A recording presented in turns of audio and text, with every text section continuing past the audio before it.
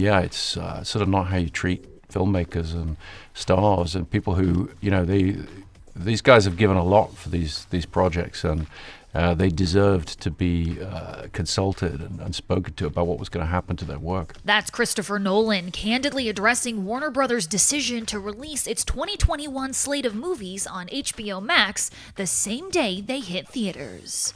There's such controversy around it because they didn't tell anyone. In 2021, they've got some of the top filmmakers in the world. They've got some of the biggest stars in the world who have worked for years, in some cases, on these projects very close to their hearts that are meant to be, big screen experiences. They're meant to be out there for the widest possible audiences, the sort of A release. And now they're being used as a loss leader for the streaming service, for the fledgling streaming service, without any consultation or any. So, there's a lot of controversy. It's very, very, very, very messy. A real bait and switch. The Oscar-nominated director is back at it with his newest mind-bending thriller, Tenet, starring John David Washington. Both Nolan and Washington are thrilled at the film's success in this most unusual era for moviegoers. I mean, with the benefit of hindsight, it was great to see how audiences in places where the virus had been managed carefully and efficiently, where they could safely go back to movie theaters, people came back in great numbers, and that was a wonderful thing to see for the future of our business. Obviously, to not be able to travel the world, with everyone involved in the film and have the premieres and experience it with audiences in, Japan or Australia or wherever, there's a source of frustration. And then to not really be able to release the film in the United States is a source of frustration. But at the end of the day, 2020's been a year of tremendous adversity for everybody on the planet. And so, we feel very lucky. I feel very lucky to have been working, to have been engaged in a creative pursuit. I think it's been a really fortunate thing for myself. I would echo that. It was exciting to know that where it was safe, where they had managed it, places that were able to see it, and the responses have been great. The feedback has been very positive online, and that makes you feel good because you believe in something. You hope that people get to see it, and in a time and the times we're living in right now, it's the fact that they still got to see it in certain places. It makes you feel good about it. All I have for you is a word. Tenet. It'll open the right doors, some of the wrong ones too.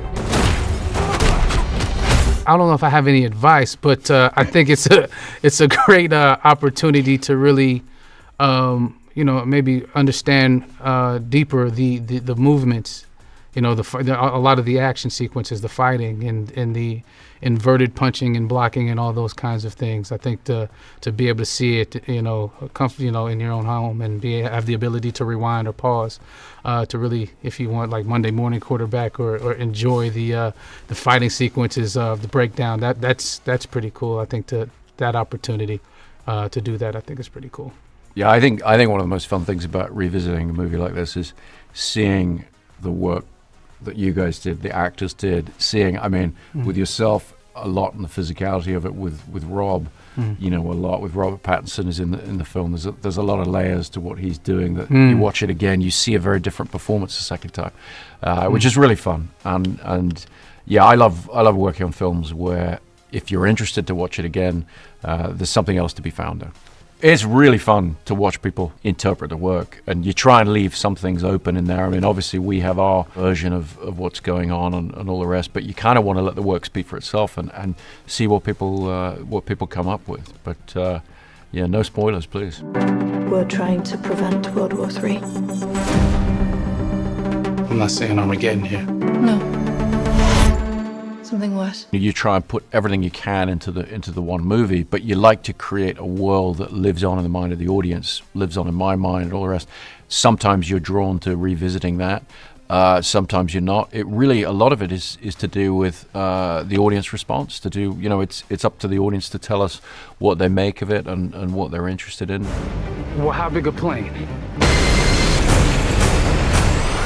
That part is a little dramatic. Long term, I think all the studios know that the movie theater experience will bounce back and be a very important part of the ecosystem long term. And so what you have right now in our business is a lot of grappling and the use of the pandemic as an excuse for sort of grappling for short-term advantage. And it's really unfortunate. It's not the way to do business, and it's not the best thing for the health of our industry. But when the theaters are back, and people are going back to the movies, when the vaccines have been rolled out, and there's an appropriate health response from the federal government, I'm very bullish on the long-term prospects of the industry. People love going to the movies, and they're going to get to go again.